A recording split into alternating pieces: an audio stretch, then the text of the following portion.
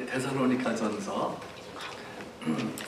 5장 말씀 보고자 합니다.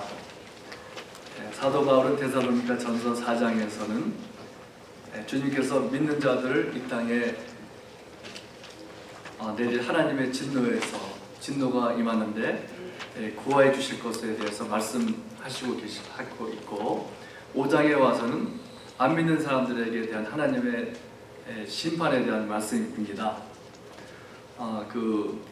형제들아, 내가 때와 시기에 관하여는 너에게 쓸 것이 없음은 주의 날이 밤에 도둑같이 이를 줄을 너희 자신이 자세히 알기 때문이라. 그 때에 대해서 잘 얘기할 이유가 없는 것은 주의 날이 밤에 도둑같이 이루기 때문에 언제 오실지 잘 모른다는 말씀이죠. 이 주의 날이라고 하는 것은 구약부터 시작된 말씀입니다. 그 여호와의 날, 주의 날 이렇게 말하는데, 그 레지널드 샤워즈라고 하는 학자에 의하면은 주의 날이라고 하는 것은 하나님께서 이 세상에 임하셔서 그의 적을 심판하시고 그의 목적을 이루시며 그가 누구이신지를 나타내시는 것을 말한다 그랬습니다.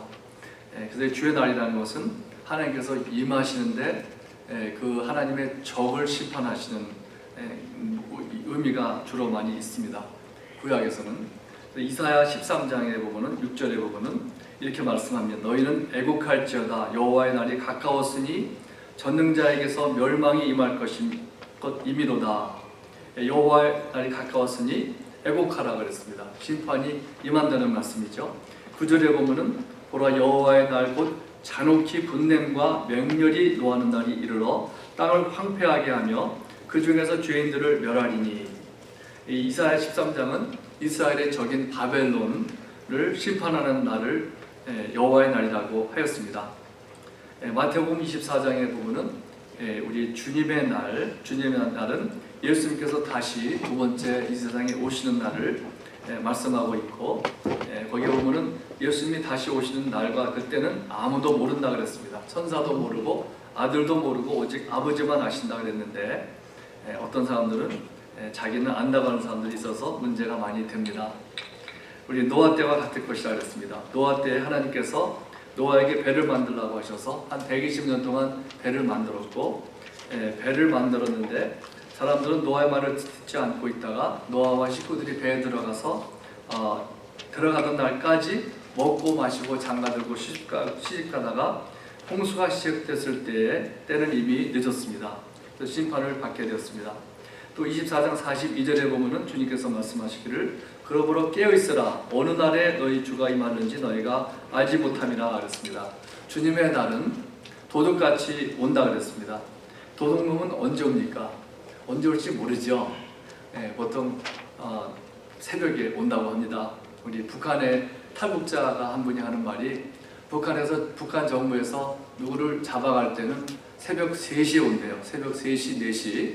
그때는 보통 사람들이 다 힘이 다 없고 그 깊이 잠자는 때이기 때문에 그때 와서 팍 들어닥치면은 꼼짝 못하고 잡혀간다고 하는 말을 들었습니다. 예수님의 말씀은 도둑이 올 때에 몇 시에 오는지 모른다고 하는 것입니다. 도둑놈이 도둑할 때 내가 3시에 갈 테니까 준비하고 있으라고 그럴 사람이 어디 있겠습니까? 정신 나간 사람이겠죠? 만약에 그렇다면은 아무리 새벽 3시라 해도 저 같은 경찰을 다 불러가지고 포위해놓고서 기다릴 것 같아요. 그와 같이 주님께서는 언제 오실지 모르기 때문에 44절에 보면은 24장 44절 주님께서는 너희도 준비하고 있으라 이렇게 말씀하십니다. 또 계시록 16장 15절에도 보면 주님께서 말씀하시기를 보라, 내가 도둑같이 오리니 누구든지 깨어 자기 옷을 지켜 벌거벗고 다니지 아니하며 자기의 부끄러움을 보이지 아니하는 자는 복이 있도다 그랬어요. 우리가 집에서 좀 옷을 제대로 입지 못하고 있다가 그러다가 누가 오면은 아주 반가운 게 아니라 아주 다급하고 급하죠. 제가 옛날에 우리 요번에 캘리포니아에 지진이 크게 났다 그랬죠. 7.1. 근데 그 정말 지진은요 아주 무서운 거예요. 왜냐하면 경고하지 않고 와요. 토네이도는 경고가 조금은 또 있어요. 그래도 날씨가 흐린 다음에 토네이도 오지 아주 잔잔하다가 확 오진 않잖아요. 그러나 지진은 경고를 안 하고 와요. 그러면 지진이 돋오는 거죠. 갑자기 그냥 더닥칩니다. 93년도에 우리는 캘리포니아에 있었는데 지진이 7.4 이런 거로 한 3번 있었어요. 그때. 그러니까 7.1보다 제가 알기로는 7.3은 3배가 더 높은 거야 아마. 그렇죠? 그 러그리즘으로 이렇게 간다고 합니다. 하여튼 굉장히 심해요. 7.4 그러면은. 저는 근데 그게 캘리포니아 차들이 얼마나 많아요. 지금은 그때보다 더 많아졌는데 그 다리가 그냥 주저앉는 거야 한번. 그러니까 밑에 있는 차들 그냥 다 그냥 차들. 다행히 그때가 4시 15분, 새벽 4시 15분인가 그때였어요. 그렇기 때문에 다행히 없어가지고 죽은 사람이 조금 있었는지 모르겠지만 만약에 그게 다른 트래픽 시간에 걸렸더라면 다 죽었겠죠 많이. 저는 사실은 그때 샤워하고 있었어요. 4시 몇 분에 새벽에도 가려고 2층에서. 근데 정말 집이 막 움직이더라고요. 왔다 갔다 하는데 나갈 수도 없고. 정말 오늘 말씀 보니까 그런 것이 기억이 납니다. 우리 계시록 3장 3절에 보면 사대교회에게 주님께서 말씀하십니다. 그러므로 내가 어떻게 받았으며 어떻게 들었는지 생각하고 지켜 회개하라. 만일 일깨지 아니하면 내가 도둑같이 이르리니 어느 때에 내게 이르는지 내가 알지 못하리라. 주님께서는 도둑같이 오신다 그랬는데, 그래서 깨어있으라 그랬는데 한 가지는요, 그 모든 사람에게 도둑같이 오시는 게 아니에요. 깨어있지 않는 사람에게만 도둑같이 오시고, 그래서 만일 일깨지 아니하면 내가 도둑같이 이르리니 그랬잖아요. 깨어있는 사람에게는 도둑같이 오시는 것이 아닙니다. 그래서 우리는 조심하라고 성경은 여러 번 말씀하고 있어요. 누가복음 21장 34절에 보면 주님께서 이렇게 말씀하십니다. 너희는 스스로 조심하라. 그렇지 않으면 방탕함과 술 취함과 생활의 염려로 마음이 둔하여지고 뜻밖의 그날이 덕과 같이 너에게 임하리라. 이날은 온 지구상에 거하는 모든 사람에게 임하리라. 그러므로 너희는 장차 올 이 모든 일을 능히 피하고 인자 앞에 서도록 항상 기도하며 깨어있으라. 조심하라고 하는, 조심하라는 것은 무슨 뜻일까요? 정신 차리고 눈 뜨고 있으라는 거죠. 보통 조심하라는 단어는 어디서 볼 수가 있느냐면은 거짓 선지자들을 삼가라 하는 말이 여러 번 있는데, 거기서 삼가라는 말이 조심하라는 말이에요. 거짓 선지자 조심해야지, 그렇지 않으면 넘어가잖아요. 거짓 선지자가 어떻게 나타나겠습니까? 아주 흉하게 이렇게 나타나겠습니까? 아주 옷을 잘 입고, 로브를 입고, 옷 정도가 아니라 로브를 거룩한 옷을 입고 모자도 쓰고 이렇게 아주 그럴듯하게 나타나지 않겠습니까? 그렇기 때문에 조심해야 돼요. 정신 차리고 조심하라, 깨어있으라, 이런 말씀이죠. 오늘 말씀 2절에 보면 주의 날이 밤에 도둑같이 이른다고 해서, 그래서 초대교회에서는 주님께서 다시 오실 때 밤에 오신다고 믿었다고 합니다. 그러나 진짜 밤을 말하는 게 아니죠. 이 밤이라는 것은 참 깨어있지 않는 사람, 잠 잘 때 온다는 것입니다. 그래서 기대하지 않을 때 오신다고 그랬는데, 그 기대하지 않는 사람들, 그런 도둑같이 임하는 사람들은 누굴까요? 성경에 보면은 주님의 오심을 기다리지 않는 사람이 그런 사람이었습니다. 기다리지 않는 사람, 그 사람들이 준비하지 않은 사람이고, 그들은 태평하고 안전하다고 하는 사람들입니다. 안심하고 있는 사람들입니다. 그래서 오늘 말씀 3절에 보면은 그들은 평안하다, 안전하다라고 하는 사람들이라고 말씀하고 있습니다. 괜찮다, 문제 없다. 우리 벌써 수백 2000년 전부터 끝이라고 그러지 않았느냐. 바로 그때가 노아의 때와 같다 그랬습니다. 노아 때에 사람들이 무슨 홍수 이렇게 말했겠죠. 그래서 먹고 마시고 장가들고 시집가고 있었다 그랬습니다. 먹고 마시는 것 죄입니까? 물론 아니죠. 시집가는 것, 장가가는 건 죄가 아니고, 오늘은 너무 안 가서 문제입니다. 그것이 문제가 아니라 너무 안 가고 늦게 가죠. 평균 막 35세 뭐 이렇게 한다고 하니까 참 어떻게 되는 건지 모르겠습니다. 그러나 그 사람들은 기다리지 않고 경계의 말씀에 귀를 기울이지 않고 준비하지 않는 사람들입니다. 마태복음 24장 46절에 보면은 주인과 종에 비유해서 그들은 악한 종이라 그랬고, 악한 종은 마음에 생각하기를 주인이 더디오리라 하여 술 친구들과 먹고 마셨다 그랬습니다. 그 사람에게는 주의 날이 임하였을 때 임신한 여자에게 해산의 고통이 이름과 같이 멸망이 갑자기 이를 때 결코 피하지 못할 것이라고 오늘 말씀 3절에 말씀하고 있습니다. 임신한 여자가 해산의 고통이 이뤘을 때 피할 수도 없고 다시 돌이킬 수도 없고 멸망이 갑자기 이뤘다는 것이죠. 주의 날이 도둑같이 임하는 사람은 또 어둠에 있는 사람이라 했습니다. 어둠에 있는 사람. 그러나 4절을 보면은, 오늘 말씀 4절에 보면은 사도 바울은 데살로니가 성도들에게 이렇게 말합니다. 형제들아, 너희는 어둠에 있지 아니하며 그날이 도둑같이 너에게 임하지 못하리니 너희는 다 빛의 아들이요 낮의 아들이라. 우리가 밤이나 어둠에 속하지 아니하나니. 그랬어요. 모든 사람에게 도둑같이 임하는 것이 아니고 밤에 임하는 것이 아닙니다. 왜 어떤 사람이냐? 어둠에 있지 아니하기 때문에 도둑같이 너에게 임하지 못하리니 우리는 빛의 아들이요 낮의 아들이기 때문에 이런 사람들에게는 도둑같이 임하지 않는 것입니다. 그 도둑같이 임하지 않는 이유가 뭘까요? 언제 도둑이 오는지 알아서일까요? 주님의 말씀에 그 날과 그때는 아무도 모른다고 하셨습니다만 마태복음 16장 2절에 보면은 그 대충 때는 안다고 그랬습니다. 어느 시대는 어느 시대인지 어떤 시대인지는 알 수 있다고 그랬습니다. 예수님께서 대답하여 말씀하시되 너희가 저녁에 하늘이 붉으면 날이 좋겠다 하고 아침에 하늘이 붉고 흐리면 오늘은 날이 굵겠다 하나니 너희가 날씨는 분별할 줄 알면서 시대의 표적은 분별할 수 없느냐 그러셨습니다. 우리가 날씨가 흐리면은 비가 올 것 대충 짐작하죠. 구름이 쫙 꼈으면은 비가 올 찬스가 많이 있습니다. 그것은 바로 지금 우리가 살고 있는 시대가 어때인지를 대충 알 수 있다는 말씀입니다. 언제 오시는지는 때는 잘 모르지만, 시간은 모르지만, 그러나 지금 이 시대가 대충 어떤 때인지 그걸 알 수 있다는 말씀이죠. 디모데후서 3장에 보면은 말세에는 이럴 것이라 했습니다. 말세에는 이런 일들이 있을 것이다.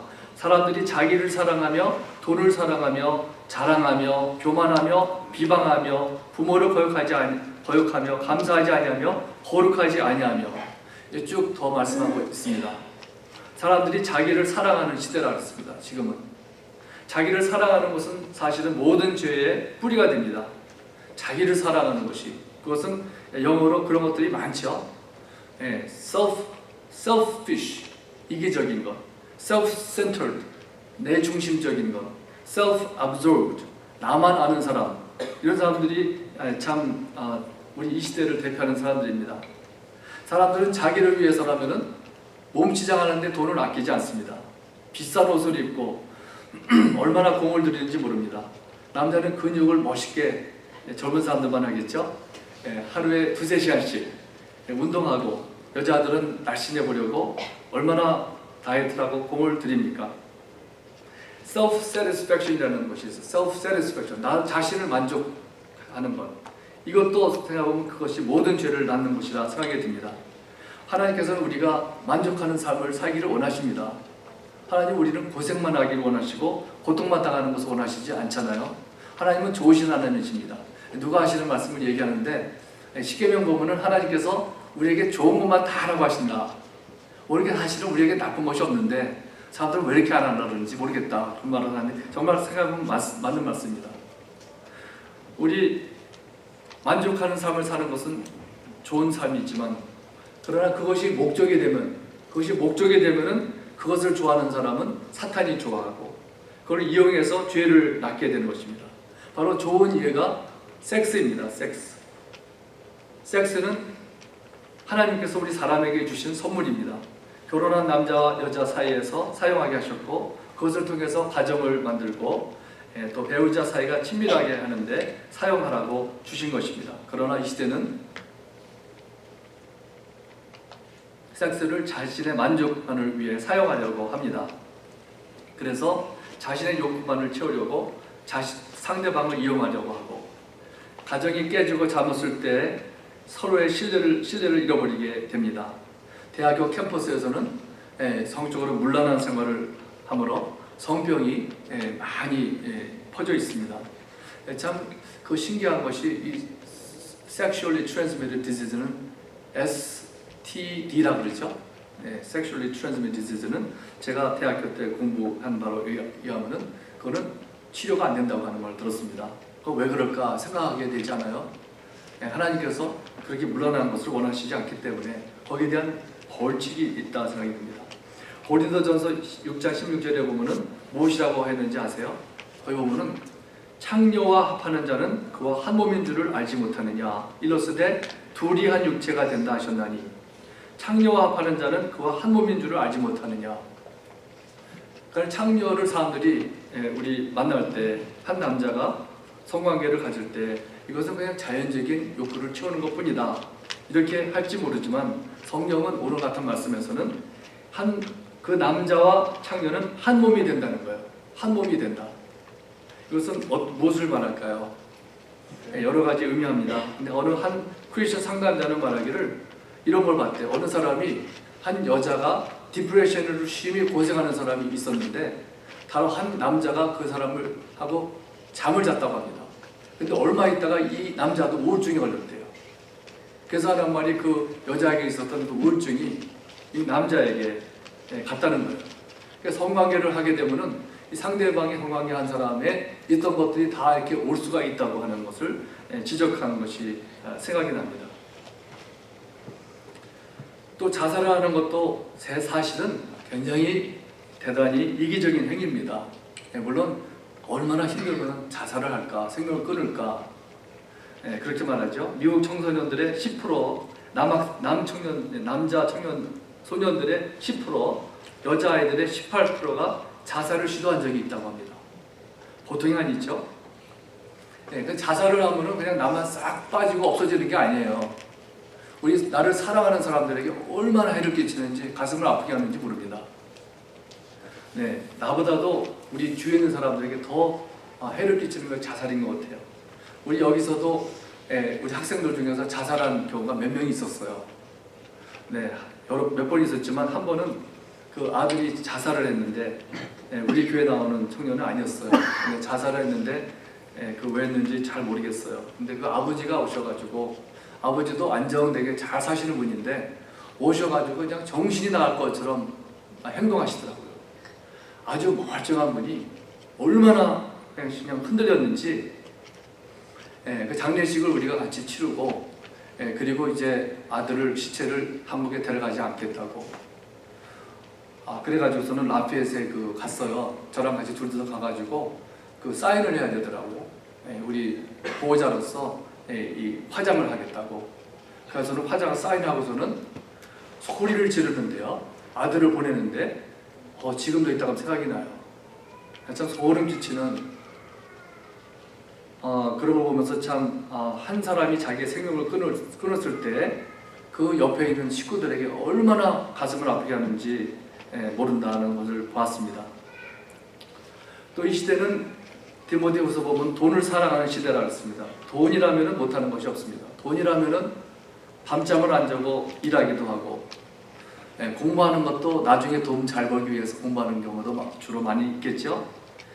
돈이라면 사람을 속이는 것 아무것도 아니고 사기를 치고 어떤 경우에는 돈을 위해서 참 남의 가정을 파괴하는 것도 상관하지 않고 합니다. 자랑하며 교만한 시대라 그랬습니다. 이 시대는 나의 외모를 자랑하고 나의 지식을 자랑하고 내가 가진 것을 자랑하는 시대입니다. 또 쾌락을 사랑하기를 하나님 사랑하는 것보다 더하며 쾌락을 하면 나 중심이기 때문에 나만 만족하고 나만 기쁘게 하면 된다. 나만 행복하면 된다. 우리의 이 시대의 가장 사람들이 안 믿는 사람들이 가장 그 삶의 목적이 행복이잖아요.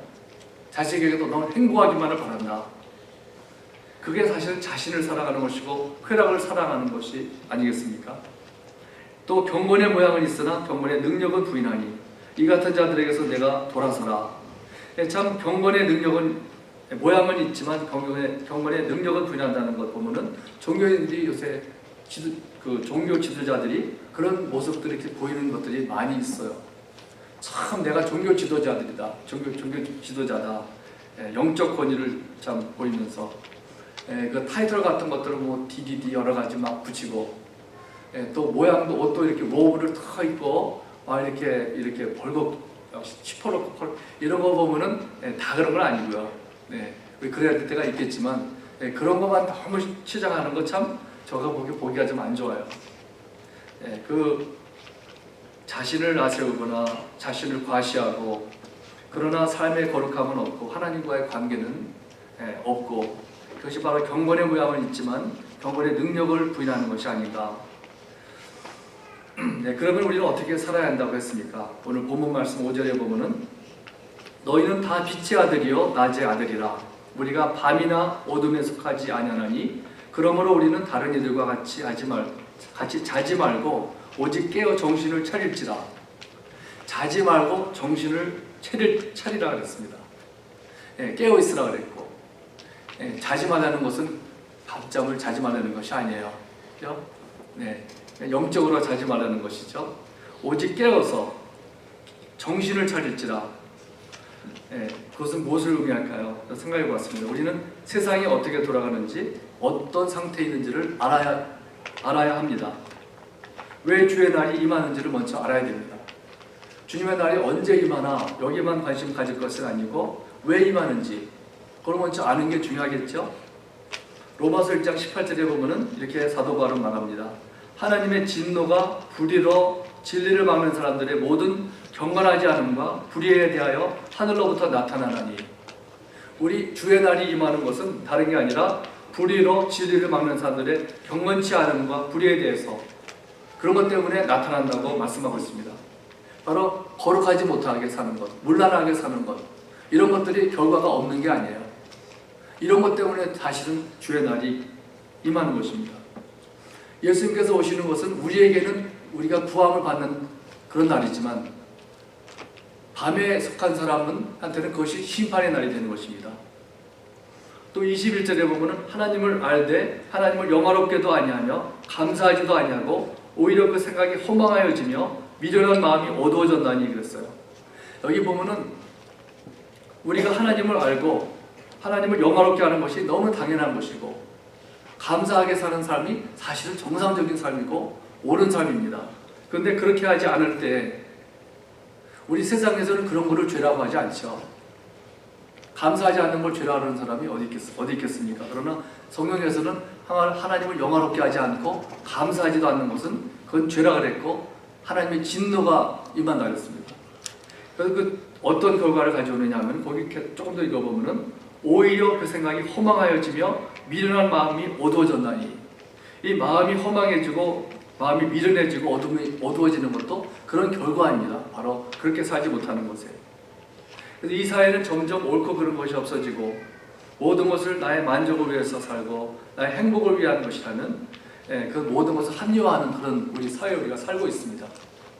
내가 좋으면 됐지 누가 왜 상관하느냐 이런 생각이죠.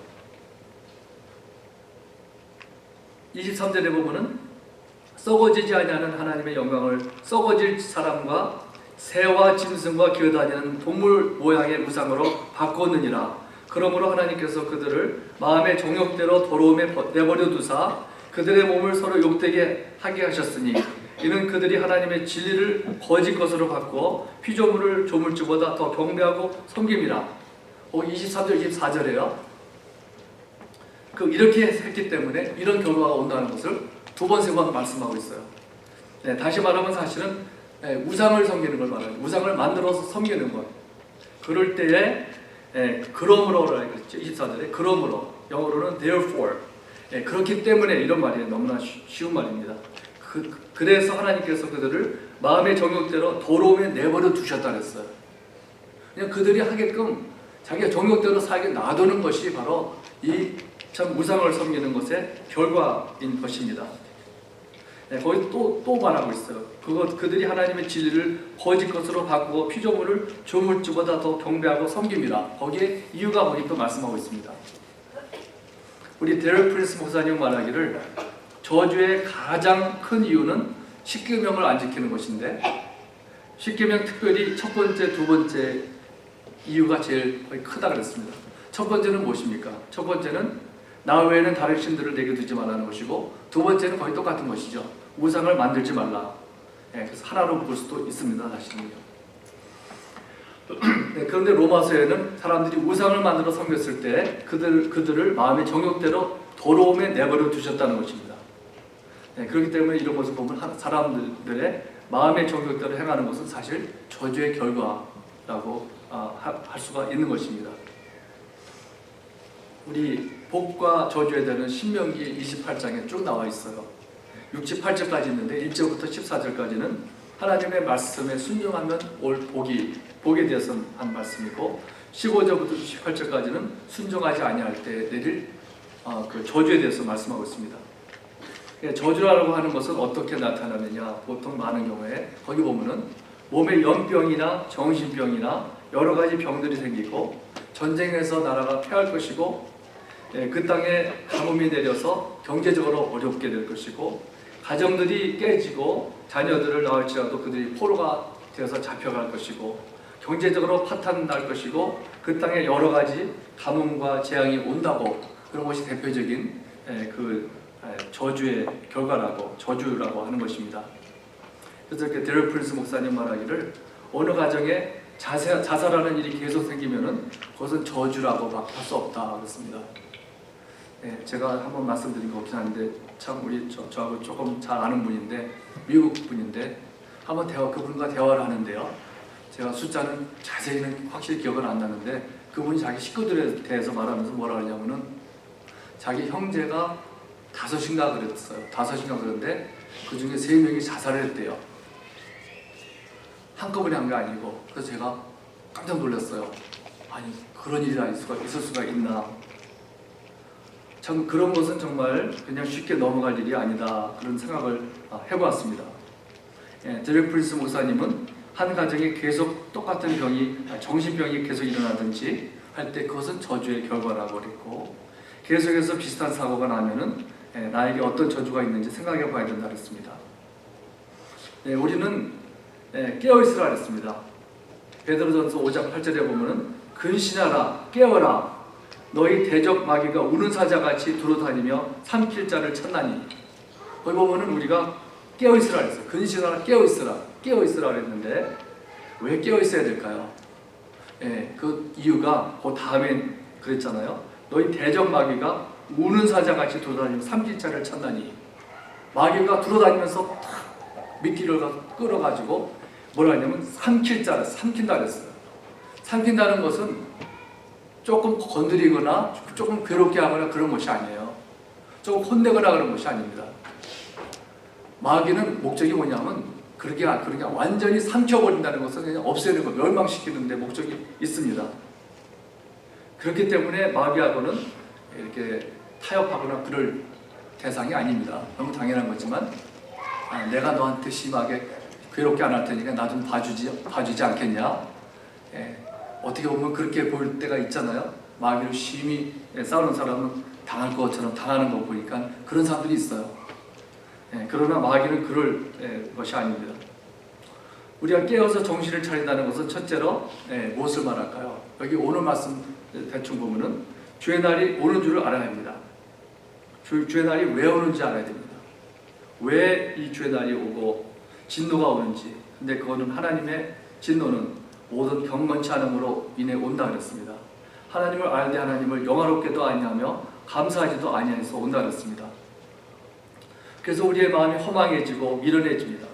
우상을 섬김으로 하나님께서 그들의 마음의 정욕대로 더러움에 내버려 두사 그들의 몸을 욕되게 하게 했다 그랬습니다. 우리는 지금이 어느 때인지 알아야 합니다. 말세가 되어서 사람들은 자기를 사랑하며 돈을 사랑하는 때 살고 있습니다.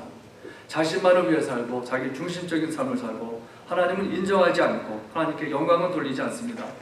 그러나 세상은 어둠에 속하기 때문에 주님의 날이 임박한 것을 여전히 모르고 상관하지 않고 안심하고 살아가고 있습니다. 바로 노아 때와 같습니다. 사도 바울은 우리 데살로니가 전서를 보면서 데살로니가 전서는 우리 주님의 날에 대해서 많이 말씀하고 있고 그것은 바로 예수님의 재림에 대해서 말씀하고 있잖아요, 여러분. 그런데 성도가 주님 맞을 준비를 하는 것은 뭐라 그러냐면은 바로 거룩함이라고 말씀하고 있어요. 거룩함. 진노가 내리는 것도 불의와 그 여러 가지 죄 때문에 오죠. 그러나 우리가 준비하는 것도 사실은 거룩함이라고 말씀하고 있습니다. 데살로니가 전서 3장 13절에 보면은 사도 바울은 이렇게 말합니다. 주 예수께서 그의 모든 성도와 함께 강림하실 때에 하나님 우리 아버지 앞에서 거룩함에 흠이 없게 하시기를 원하노라. 사도 바울의 원함은 그들이 거룩하게 되기를 원한다 그랬습니다. 또 4장 3절에도 보면은 하나님의 뜻은 이것이니 너의 거룩함이라. 하나님의 뜻은 우리가 무슨 누가 결혼할까, 어디 가서 살까, 무슨 직업을 얻을까, 이것도 물론 중요하지 않지는 않지요. 그러나 아주 심플한 하나님의 뜻은 뭐라 하냐면 너의 거룩함이라. 거룩함이 하나님의 뜻이라 그랬습니다. 또 5장 23절에도 보면은 5장 거의 마지막인데 이렇게 말합니다. 평강의 하나님이 친히 너희를 온전히 거룩하게 하시고 또 너희의 온 영과 혼과 몸이 우리 주 예수 그리스도께서 강림하실 때에 흠없게 보존되기를 원하노라. 여러분, 사도 바울이 원하는 것은, 데살로니가 성도들에게 원하는 것은 주님께서 임하실 때에 준비되기를 원하였고, 준비되는 것은 그들의 영과 혼과 몸이 그 주님이 강림하실 때에 흠없게 되기를, 바로 거룩하게 되기를 원한다 그랬습니다. 또 그 다음 9절 24절에 보면은 뭐라 그랬냐면 너희를 부르시는 이는 미쁘시니 그가 또한 이루시리라 그랬어요. 여기는 참 귀한 비밀을 말씀하고 있습니다. 그것은 무엇인가? 우리가 거룩해지는 것이 얼마나 힘듭니까? 사실은 불가능한 거예요. 이 말씀에 의하면. 왜냐하면 너희를 부르시는 이는 미쁘시니 그가 또한 이루시리라 그랬어요. 그가 이루시는 것이지 내가 이를 알고 그냥 경건해야지 이런 것이 아니에요. 그것이 이제 우리가 이것을 공부할 게 많지만, 그러나 단 한마디로 말하면 여기에 답이 있다도 생각이 듭니다. 너희를 부르시는 이는 미쁘시니 그가 또한 이루시리라. 하나님께서 이루신다는 것, 우리는 못하지만 주님께서 이루신다는 것입니다. 그래서 주의 오심을 준비하는 것은 바로 우리가 깨어서 정신 차리며 거룩하게 되는 것이라고 말씀하고 있습니다. 그리고 그것은 내가 하는 것이 아니라 그가 이루실 것이고, 우리는 거기에 초점을 맞춰 사는 것이 주님 오심을 준비하는 것입니다. 다 같이 기도하시겠습니다.